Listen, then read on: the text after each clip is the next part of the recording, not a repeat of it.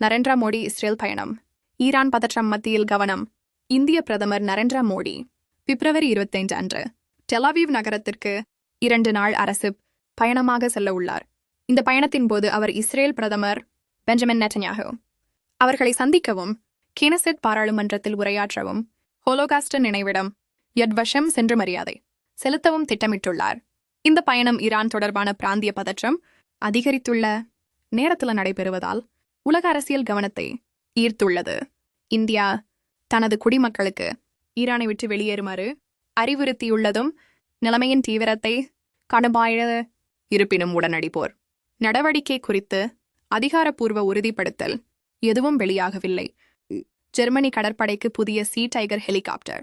Germany கடற்படைக்கு 2027 ஆண்டுக்குள் முதல் NH-90 சீ டைகர் பல்துறை போர் விமான ஹெலிகாப்டர் வழங்கப்பட உள்ளது.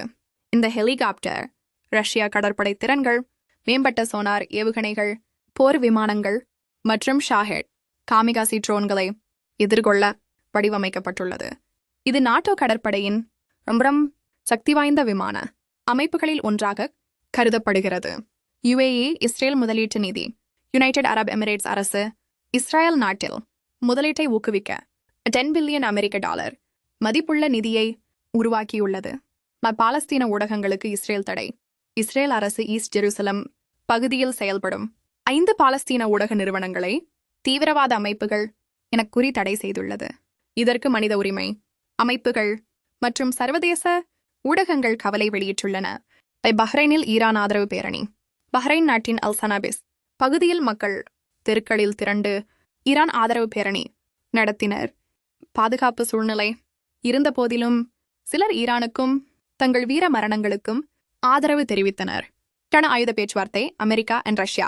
யுனைடெட் ஸ்டேட்ஸ் மற்றும் ரஷ்யா பிரதிநிதிகள் ஜெனீவா நகரில் புதிய அணு ஆயுத கட்டுப்பாட்டு ஒப்பந்தம் குறித்து பேச்சுவார்த்தை தொடங்கியுள்ளனர். நியூ ஸ்டார்ட் ட்ரீட்டி காலாவதியான பிறகு இது நடைபெறும் முக்கிய சந்திப்பாகும். அமெரிக்கா, சீனா உட்பட மற்ற அணு சக்திகளையும் இந்த ஒப்பந்தத்தில் சேர்க்க வேண்டும் என்று வலியுறுத்துகிறது. ஆனால் சீனா இதை நியாயமற்ற கோரிக்கை என்று கூறியுள்ளது. மேலும் செய்திகளுக்கு தீப்பொறியுடன் இணைந்திருங்கள்.